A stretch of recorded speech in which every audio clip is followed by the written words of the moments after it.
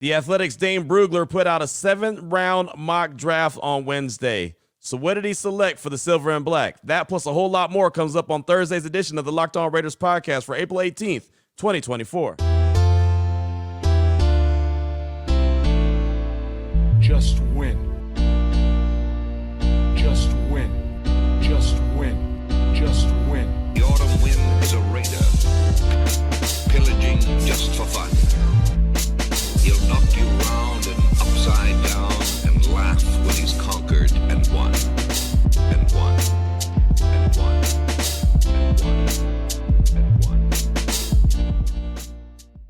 And welcome in, Raider Nation, to another edition of the Locked On Raiders podcast. Thank you so much for making the show your first listen of the day. Make sure you subscribe or follow for free on YouTube or wherever you get your podcast. To get the latest edition of the show as soon as it becomes available, as always, if you're giving us a look on YouTube, thank you. We appreciate that. We appreciate you in a major way because the show continues to grow each and every day. That's because of your dedication and my man Ari. He does a fantastic job each and every day making sure we're on YouTube, we're looking good, we're sounding good. We shout him out because we appreciate him. On Twitter at Ari Produces. You can hit me up as well at your boy Q254. And we got the Locked On Raider podcast voicemail line 707-654-4693. We'll get as many calls and texts coming up in segment number 3. We'll get as much feedback in as possible. Been getting a lot each and every day, a lot of anticipation in next week's NFL draft. So we'll get to your calls and texts as we close out the show. Segment number 3. Segment number 2, we'll go over Dane Brugler's 7-round mock draft. Every team, all 32 teams represented. Dane took a long time to do it, make sure it was really good, right, and make sure he went over every single detail when it came to every single team in the league. So we'll focus in on the Raiders and what he did in his 7-round mock draft and what he was able to come away with. And I think he did a really good job, but we'll talk about it coming up in segment number 2. Here in segment number 1, little news and notes of the day, as I always do, but this time it'll have a little bit of a quarterback spotlight twist to it. I'll tell you about that after I tell you about the title sponsor, which is Monopoly Go. And I admit it, I've said it before, I got a competitive side, and it is a big fan of Monopoly Go. That's the mobile hit twist on classic Monopoly. Join your friends and download Monopoly Go now free on the App Store or Google Play. I'll tell you a lot more about them later on in the show, but let's go ahead and jump right into it, and let's talk about these quarterback spotlights. And where do these come from? Well, I'm glad you asked. The NFL Network and ESPN really collaborate each and every year around this time in preparation of the draft. So Daniel Jeremiah will be on ESPN. Mel Kiper will be on NFL Network and vice versa. Plenty of different personalities and draft analysts. They'll kind of swap positions almost to form one huge network in preparation for the NFL draft. So what NFL Network put out, and I thought they did a fantastic job, Steve Weish, Mel Kiper Jr., and Daniel Jeremiah all came together and really kind of broke down each of the quarterbacks in this year's draft. And when I say each of the quarterbacks, I'm talking about the big-time quarterbacks. You know, Caleb Williams, Jaden Daniels, Drake May, J.J. McCarthy, Michael Penix Jr. All those guys are featured in these spotlights that you're about to hear. So I thought it'd be good to go ahead and put this in segment number 1 so you can get a little bit better understanding and idea on why these guys are thinking a certain way about these sort of quarterbacks and where they have them slotted in their mock drafts. So let's go ahead and start off at the top, right? Caleb Williams and Jaden Daniels. And this one is kind of a compare and contrast why Caleb Williams is number 1, Jaden Daniels is number 2. And this is only Mel Kiper. There's no Daniel Jeremiah on here, but you'll hear Steve Weish kind of pose the question to Mel, and he'll break down why Caleb Williams is still QB number 1 to him. The major differences between Caleb and Jaden. First of all, the journeys were completely different. You know, Caleb in 2022 was the guy. Had he come out, he'd have been the number 1 pick by miles, right? We knew going in this year, he was the guy again. Had won the Heisman. He was the next Patrick Mahomes. Got off to a really good start, and then some struggles. The Notre Dame game on. Jaden Daniels was lights out. Came into the year with a 4th-round grade. I don't know where DJ had him. I thought maybe 3rd, 4th round. And he keeps playing great. I get him on the big board, top 25 on ESPN.com. He's rising and rising. He lit up Alabama and Nick Saban. In 2022 and in 2023, they had no answers, right? He's aggressive with his arm. He's aggressive with his legs, and he doesn't turn the ball over. Jaden was outstanding, but he had neighbors. He had Brian Thomas Jr., right? You think of that, Caleb didn't have Jordan Addison, had a bad offensive line. So I went with the guy when everything was working in 2022, was spectacular. I stuck with Caleb. Jaden made that tremendous push, that quantum leap from 4th round to the 2nd, pick overall and my second highest rated player. So Caleb, because of what he had done, the body of work, they both finished in 3 years. 27 rushing touchdowns for Caleb, 27 for Jaden. So pretty amazing. Caleb obviously outside the pocket. We saw what he can do. Fourth quarter, they were both outstanding. Jaden especially because the team had no defense. But I think they're both outstanding quarterbacks. I gave the edge to Caleb Williams because he maintained that grade over the long haul. So there's a little compare and contrast, and it's funny when you're talking about QB1 and QB2, there's not much, there's not too much wiggle room there. It's not like there's a big, huge gap, right? And some people's Kool-Aid will prefer Jaden Daniels over Caleb Williams.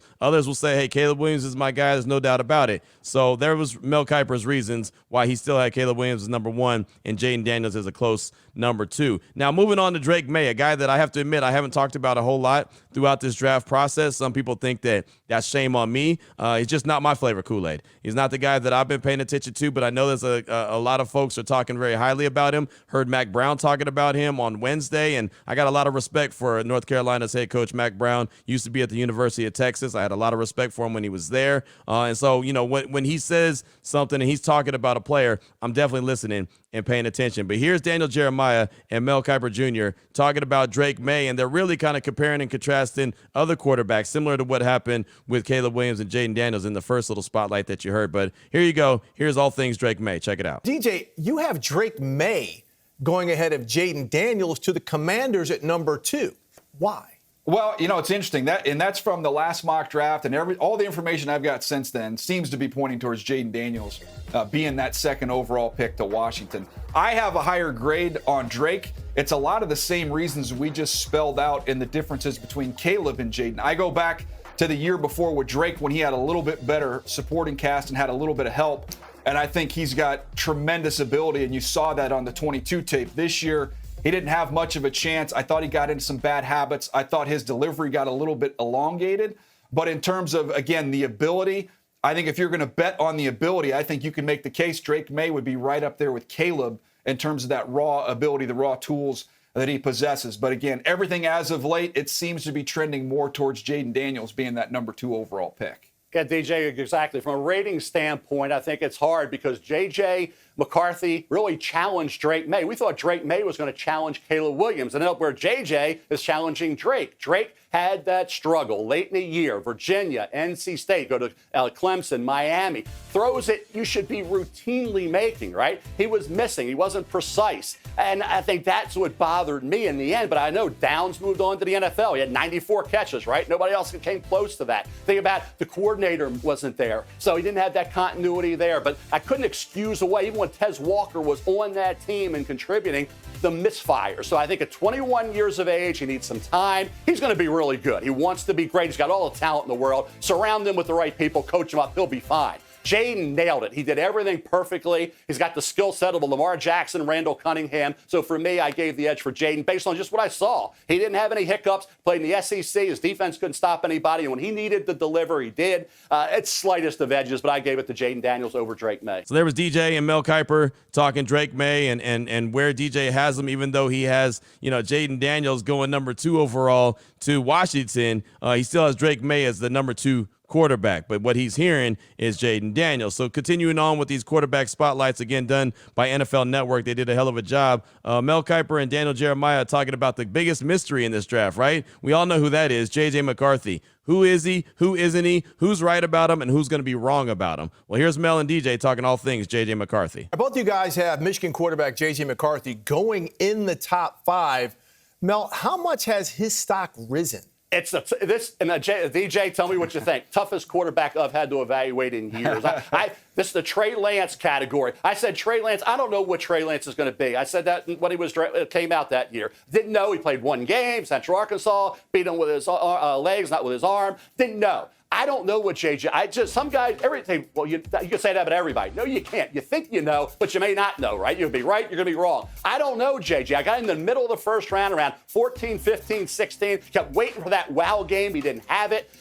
He doesn't have anything that just wows you over from a skill set standpoint. He's a good athlete, no doubt about it. He's got Josh Allen competitiveness. He did it in a traditional way where they put a lot of pressure on him on 3rd down to make plays. Love the way he got that team going with his legs when that critical play against Washington in the national title game. So I got him to 14, 15, 16 DJ. Couldn't move him any higher. But based on that, he will be overdrafted.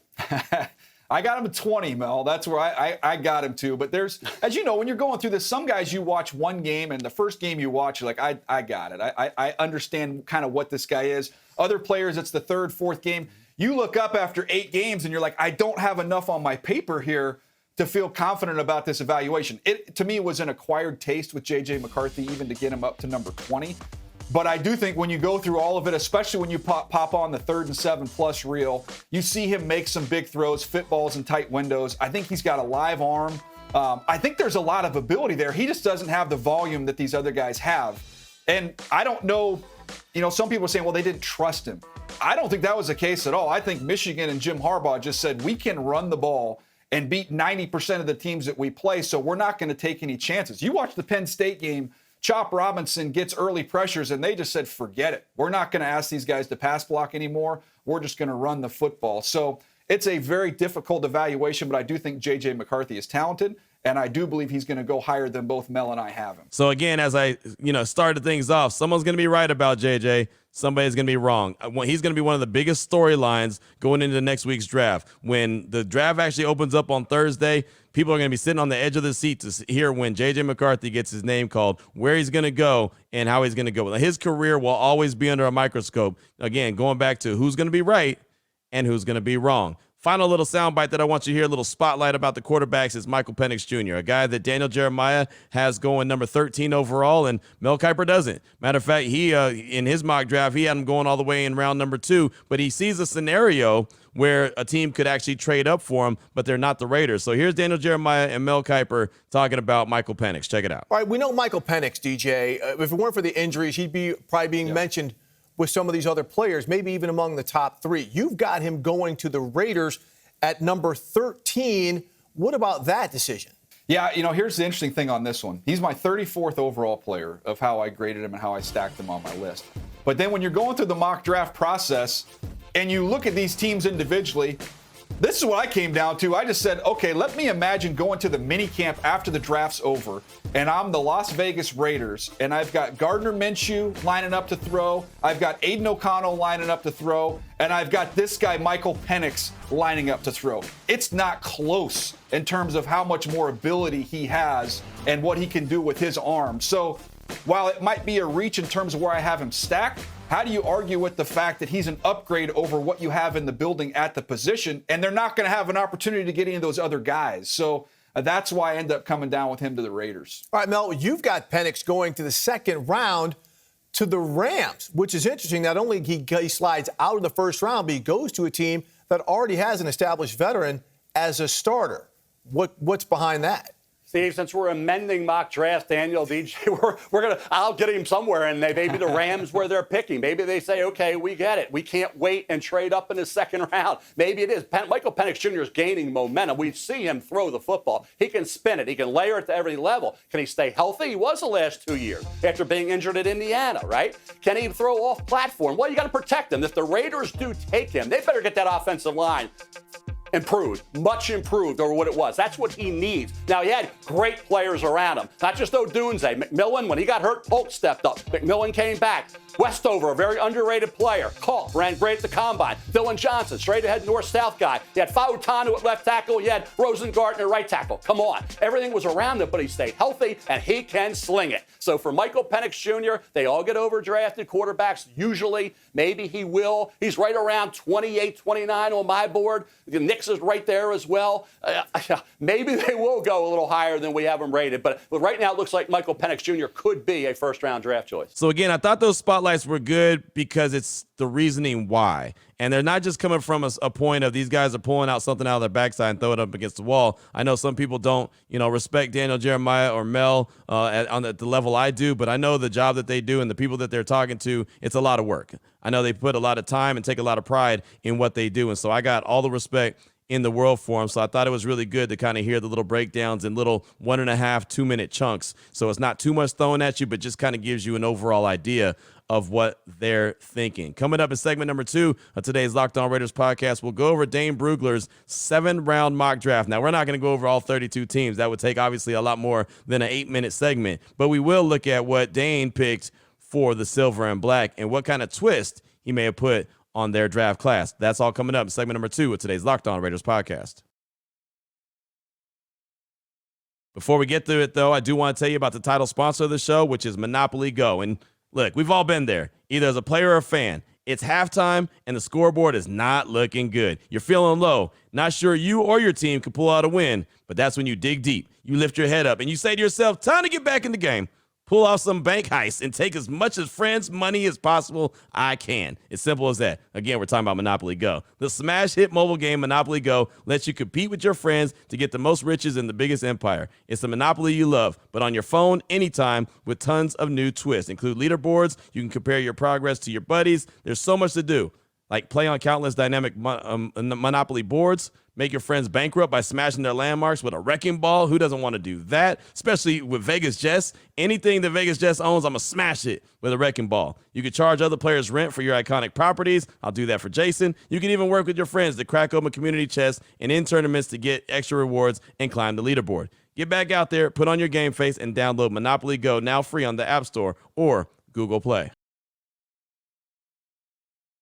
All right, Raider Nation, here we go. Segment number 2 of today's Locked On Raiders podcast. Want to deep dive into Dane Brugler's 7-round mock draft that he put out on The Athletic. He did that on Wednesday. Last week, he put out The Beast, which is an ultimate draft guide. I had my guy James Arcelana on talking about the Raiders draft guide that he put together, which was fantastic. But Dane Brugler puts together a massive, and I mean massive, draft guide that if you're a subscriber to The Athletic like I am, you can download it. It's super simple. I did it. I've been going over it, combing through it ever since, he put that out. But when he put out a 7-round mock draft for all 32 teams, that's 257 total picks from the first pick of the draft to Mr. Irrelevant. All 257. I got to tip the cap to a guy that puts in that much work and great descriptions, great reasons why for the majority of the players that were selected. So let's go ahead and take a deep dive in what we care about, which is the Raiders. At 13, he didn't trade up. He stayed there at 13. He had the Raiders selecting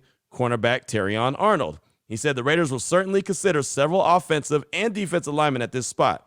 With 2 worthy cornerback prospects on the board, though both Arnold and Quinyon Mitchell will be part of the conversation, I wouldn't be surprised to see either corner here. But Arnold has the dog mentality that speaks directly to Antonio Pierce. So everyone knows I'm okay with that. DBs win games. I'm fine with Terrion Arnold. If you heard the mock draft that we did here as a network, you heard that I went with Terrion Arnold at number 13. I didn't go with Michael Penix. I let him go. He slid all the way to round number 2, but I did get Terrion Arnold there at number 13 in my mock draft, and that's what Dane Brugler picked for the silver and black. So at first I thought, okay, well, that's what we picked in round 1. Now let me go see what he did in round 2. And then I noticed, oh, wait, hold on. He traded back into round number 1 at pick number 29. So what he did is he gave up picks 44 and pick 77 to the Lions to take a pick at 29, and he went with Michael Penix Jr., the quarterback out of Washington. He says, according to the Athletic's Vic Tafur, the whispers are getting louder that the Raiders might draft Penix at number 13. But this scenario feels like the better option, even if it means parting with a pair of day 2 draft picks. A polarizing player among NFL front offices, Penix is an aggressive downfield passer with the mental toughness that will certainly stand out for Pierce and his staff. So that's what Dane Brugler said about the Raiders' first round. Terrion Arnold at 13, trade back to 29 to get Michael Penix Jr. out of Washington. And, one thing is a common theme in what he wrote up about the Raiders, and that's Antonio Pierce. Arnold has the dog mentality that speaks directly to Antonio Pierce. Penix is an aggressive downfield passer with the mental toughness that will certainly stand out for Pierce and his staff. So he's making these selections based off the head coach and the personality of the head coach as well. And that's something that is a factor. He told us at the Combine he wants players that have some AP in them, right? That's had to deal with adversity, that's got that dog in them, that's got some edge to them, right? I mean, he wants those kind of players. So I like how Dane Brugler kind of leaned in on that when he made the selections at 13 and 29. So, of course, there's no 44, no 77. I spent a lot of time on my radio show on Wednesday on Raider Nation Radio 920 Unnecessary Roughness, talking to Raider Nation, asking if they'd be okay with that draft haul in the first round. And I know a lot of people say, well, hold on there, Q. Hold on there, Freckles. What about the offensive tackle? When are you going to get an offensive tackle? Well, he did address that in the draft. So let me go over the rest of the draft. Let me go over the whole draft that Dane put together. Again, all 7 rounds. Again, number 13 overall in the first round, Terrion Arnold, cornerback out of Alabama. Number 29 overall, still first round, Michael Penix Jr., quarterback out of Washington. No second round, no third round pick. So he skips down to the fourth round. Pick 112, Braylon Allen, the running back out of Wisconsin. So there you go, another running back. We've been talking about the running back position here on the Locked On Raiders podcast. That's something that they need to address. They do that in round number 4. Round number 5, pick 148, Jamari Thrash, wide receiver out of Louisville. More wide receiver depth. So there you go, another wide receiver, some more speed to add to the Raiders' offensive attack. Where's the offensive tackle at, Q? Where's the offensive tackle at?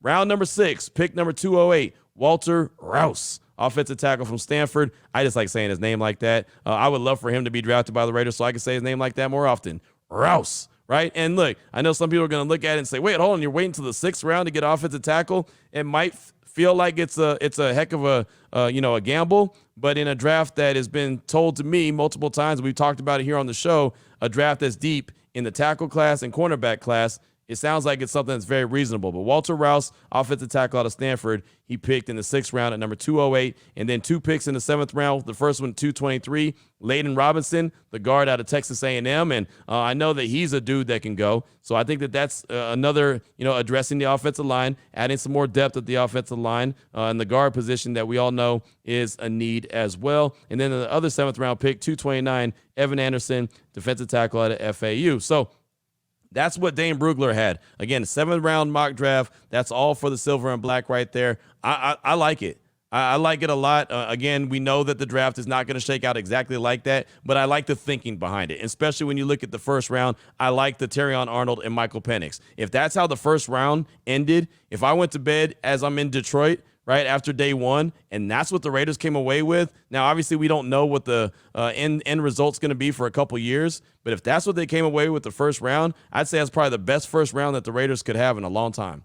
I would challenge you to tell me a better first round that they've had outside of Terrion Arnold and Michael Penix if they were able to come away with them next week at pick 13 and pick number 29. And I'll even look at a team like the Baltimore Ravens, who are number 30. I can see them being a trade partner with the Raiders as well. They're always looking to move and shake and, go back a little bit, collect some extra picks if the Raiders want to get up there to get Michael Penix at the back of round 1 like the Ravens did when they went up and got Lamar Jackson some years ago. So they know all about that. I could see the Raiders making a trade with either the Lions, like Dane Brugler had at number 29, or even Baltimore at 30. So I know a lot of people have asked about, wait, hold on, why not an offensive tackle? Cornerback's not a big need. Why not an offensive tackle, then Michael Penix at the back end? So when I was on the pre-draft conference call with Daniel Jeremiah on Wednesday, which was fantastic, and we'll hear plenty of sound bites from him coming up on tomorrow's show. That's the question I asked. Hey, would it be worth the trouble? Would it be the risk and the reward, right? Is it worth the gamble to go and grab the best offensive tackle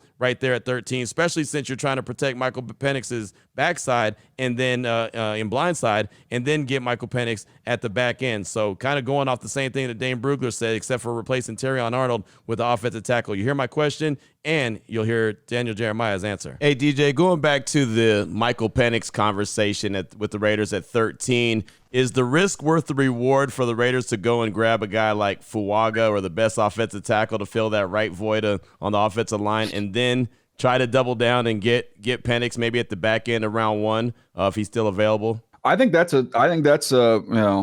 very reasonable and thoughtful strategy. I think if you came out of this, if you asked me what is the home run draft for the Raiders, and you told me that they got Fuaga with the 13th pick, and they came back into the bottom of the first round and they got Michael Penix, I'll be on the set in Detroit, tipping my cap to Tom Telesco and Antonio Pierce, because I think that's everything's gone perfect type draft for me. I think that gives you the hope of the future with Penix, and it addresses a huge need and would actually give Penix a better opportunity at success, or whoever's playing quarterback for that matter, by nailing that. So no, I think that's there's some, and if you love Penix, there's some risk involved there that maybe somebody else takes him.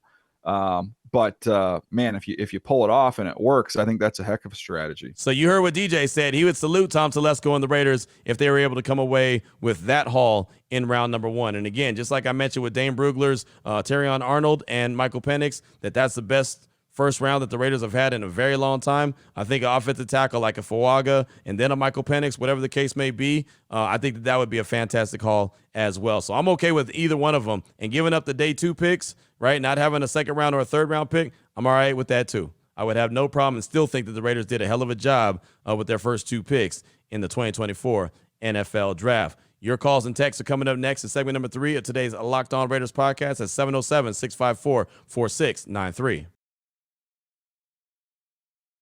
Before we get to that, though, I do want to tell you about Yahoo Finance. Wouldn't it be great if you could see all your investment and retirement accounts in one place? Well, with Yahoo Finance, you can consolidate your views from multiple accounts into one hub and access the expert analysis you need to tend to your entire portfolio with confidence. For more than 25 years, Yahoo Finance has been the brand behind every great investor. Whether you're a seasoned investor or are looking at some extra guidance that you might need, Yahoo Finance gives you all the tools and data you need in one place. They are the #1 finance destination, producing a holistic look at the financial news cycle, including breaking news, original editorial perspectives, analyst ratings, independent research, customizable charts, and a lot more. Securely link your brokerage accounts for a unified view of your health, including 401k and other investments. A comprehensive perspective is what sets apart great investors, and it's how Yahoo Finance assures you have the insight to look at your wealth in its entirety. For comprehensive financial news and analysis, right now visit the brand behind every great investor. That's yahoofinance.com, the #1 financial destination. Again, yahoofinance.com. That's yahoofinance.com. Here we go, Raider Nation. Segment number 3 of today's Locked On Raiders podcast. Your calls and texts off that Locked On Raider podcast voicemail line, 707-654-4693. Let's start things off with Raider Educator in the 925. He's calling to talk about pick number 13 in the convo we had on Wednesday when I mentioned no head scratchers. Here's his thoughts. Raider Educator out of the 925. What's up, Q? It's your boy, the Raider Educator from the 925. I am a school teacher.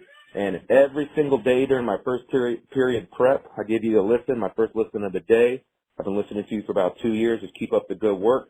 I'm calling in regards to the NFL draft. Okay, so the other day you said, no head scratchers at 13. I'm saying stick to your draft board, stick to your draft board, stick to your draft board. Now here's a head scratcher to me at 13. Penix.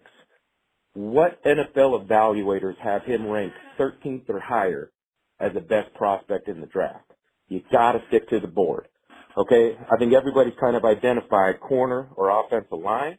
If they pull the trigger on Quinyon Mitchell or Terrier and Arnold, I'm on board. You need an alpha.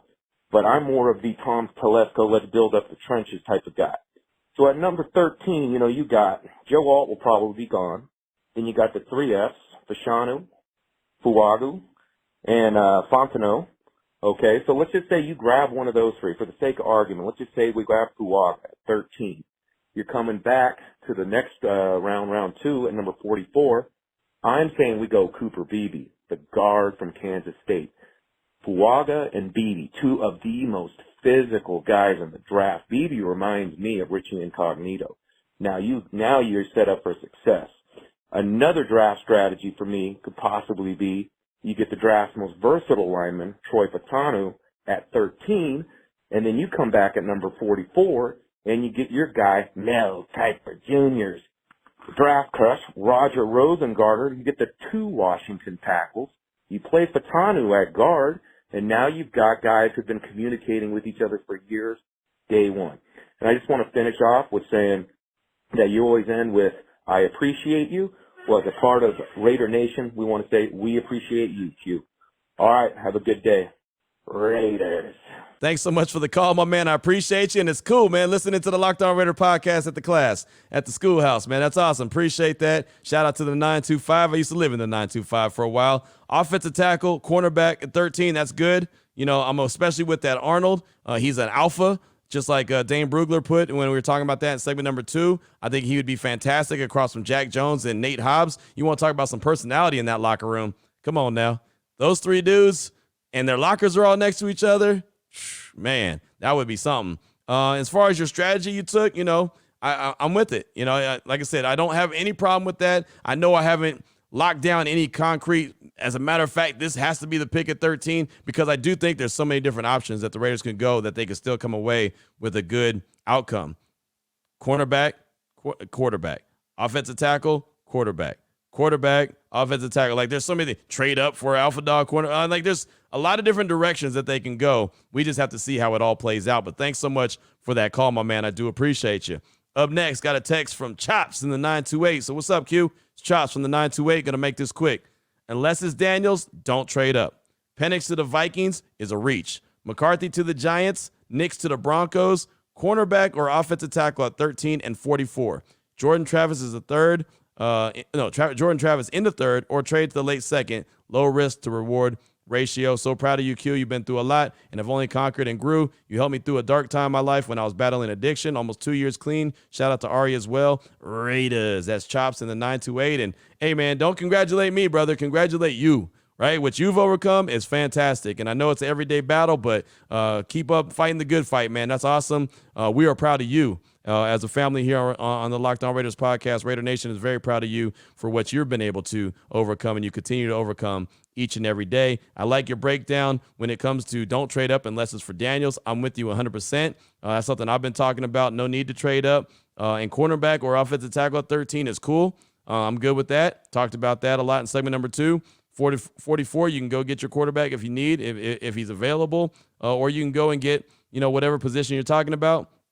Jordan Travis is probably going to be there in the 4th round, right? Coming off that injury, he'll probably be about a 4th round guy. I know Dane Brugler in the Beast, he has him listed as a 5th to 6th round pick, and I'm not saying that's where he's going to go just because Dane said it, but, I'm kind of just basing it off of what he's talking about. You probably can get him in the 4th round, so you may be able to continue to build up that team and like you said, kind of get a cornerback, offensive tackle, maybe go get a big-time running back, whatever the case may be. And then if you're going to go get Jordan Travis, maybe go get him then. But Chops, thanks so much. And again, congratulations on what you've overcome and you continue to overcome. That is a big, big deal. Up next, got a call from TK out of Arizona. He's calling to share his thoughts on a mock draft that he was listening to with Chris Carter from Locked On Steelers and James Rapine from Locked On Bengals, what they had to say about the Raiders at 13. Here he is, TK out of Arizona. Hey, what's going on, Q?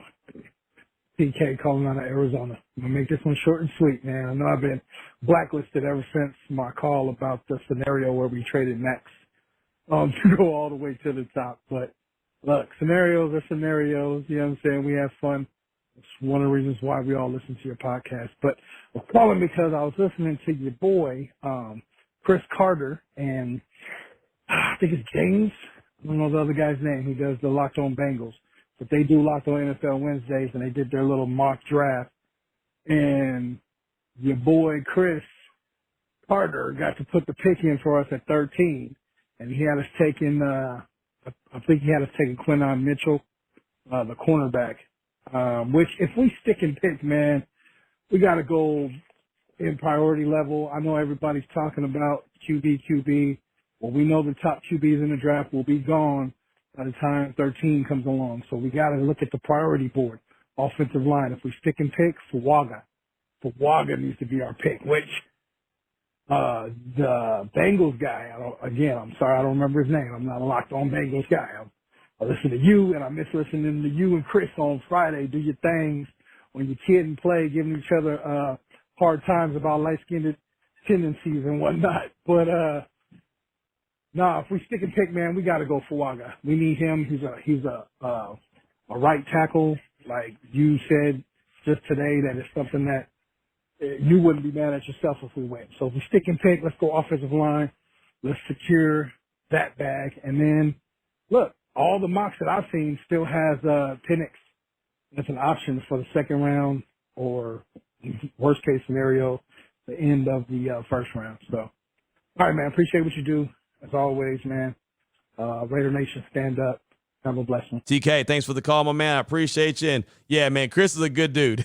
we always joke back and forth. That's my guy. I always give him a bad time, telling him he has light-skinned tendencies, and he's it's so funny because he gets so, he starts to lose his mind whenever I say that to him. But I'm not wrong. I'm not wrong. The way he be acting, man, he be acting funny style sometimes. But I just like giving him a bad time. He's a good dude, man. Really is a good dude. James Rapine is fantastic as well from Locked On Bengals. Does a fantastic job. But as far as Chris selecting Quinton Mitchell, that's cool. I think Arnold is a little bit, more of an alpha dog than Mitchell. But There's a lot of people that believe Mitchell is the best cornerback. You know how I feel about DBs. I always say DBs win games, so I'm all right with that. Fuaga at right tackle. Again, I mean, we've kind of gone over that a few times.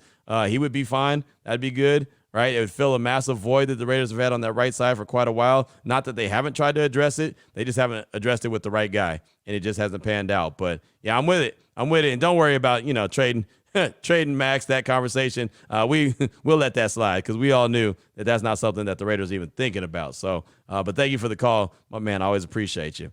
Up next, got a text from Aaron T. Said, hey, Q, we know the usual suspects when it comes to the QBs in the draft, the top 6. And let's say we missed out on all of them. If we had to choose between Spencer Rattler or Jordan Travis, who would you want? What are the scouts saying about him? Thanks for what you do for the nation. That's Aaron T. And Jordan is coming back from the injury, and I know Raider Nation, there's some guys, folks that are really high on Jordan Travis, and I like him, but everything I've heard about him is that he's going to be a really good backup in the league. And Spencer Rattler, I think he probably will be similar, but I feel like he may have a little bit more upside. So I probably would go with Spencer Rattler if I had to pick between the two, especially since he's not injured.